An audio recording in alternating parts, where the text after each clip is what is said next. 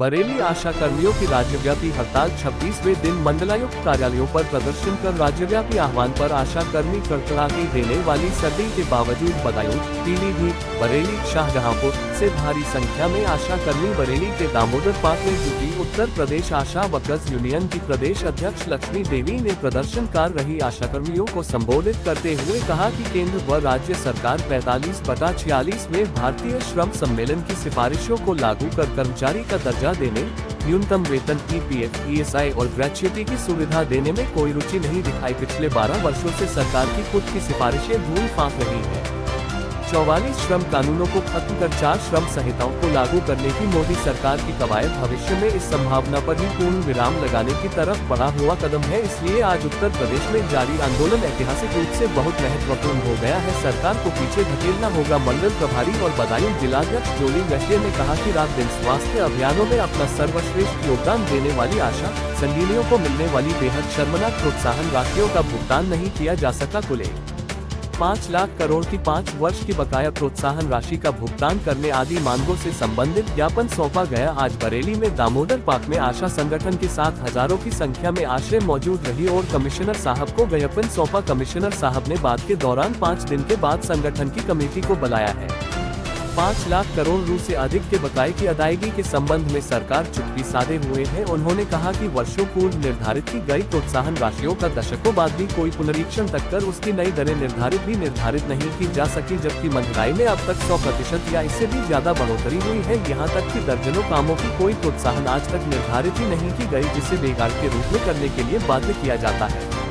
एक तरह से काम के असीमित बोझ और भूख से जूझती प्रदेश की आशा व संगिनियों के सवालों को सुनने के बजाय उनसे बंधुआ मजदूर की तरह व्यवहार किया जा रहा है। अब यह नहीं चलेगा और बिना मांगे पूरी हुए आंदोलन वापस नहीं होगा। बदायूं जिलाध्यक्ष ने आगे कहा कि इतनी घोर अमानवीय स्थितियों में काम बोझ होती आशा कर्मियों की स्मिता और मर्यादा को भी अक्सर तार करने की घटनाएं होती रहती है, किंतु इसके विरुद्ध भी कोई कुछ सुनने वाला नहीं है। उप मुख्यमंत्री केशव प्रसाद मौर्य की टिप्पणी भी उसी की अभिव्यक्ति है। उन्हें अपने बयान पर शर्मिंदा होना चाहिए। प्रदेश की आशा कर्मियों से माफी मांगनी होगी। बरेली जिलाध्यक्ष श्रीमती ने कहा कि 2021 में मुख्यमंत्री की विधानसभा में की गई घोषणा और 2025 के बजट के दौरान वित्त मंत्री द्वारा सदन में दी गई जानकारी के अनुरूप आशा कर्मियों में एक को भी 6,750 रु कभी नहीं भुगतान किए गए और न किसी संगिनी को 11,000 रु।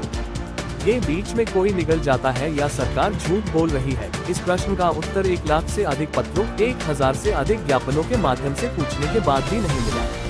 बदायूं सचिव मनीषा ने कहा कि श्रम और पारिश्रमिक की शर्मनाक लूट के बीच सरकार और राष्ट्रीय स्वास्थ्य मिशन की कुछ पितृ सचेतन आशा कर्मियों को बदनाम करने का भी निरंतर अभियान चलाकर सामाजिक रूप से अलगाव में डालने की कोशिश और अपने काले चेहरे को उसी की ओट में छिपाने में लगी रहती है। सभी सामुदायिक स्वास्थ्य केंद्र मरीजों, तीमारदारों से उगाही के अड्डे बन गए हैं। गर्भवतियों से तागा, धागा, दवाएं बाहर से खरीदवाने के अलावा 3,000 रु से 5,000 तक देने के लिए बाध्य किया जाता है। जन्म प्रमाण पत्र देने तक की वसूली होती है और बदनामी आशा कर्मियों की होती है। ये प्रदेश भर में 33 की तरह है। इसका विरुद्ध करने पर निकाल देने का धमकी वाला बज हमेशा तैयार रहता है।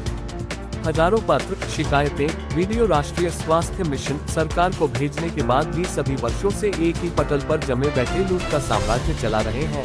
नारी सुरक्षा और सम्मान की बकवास करने वाले राज्य में आशा संगिनी को एक दिन का मातृत्व अवकाश तक नहीं मिलता। स्वास्थ्य नारी स्वस्थ परिवार का नारा घर घर तक ले जाने वाली आशा और संगिनी खुद ही कुपोषित हो गयी।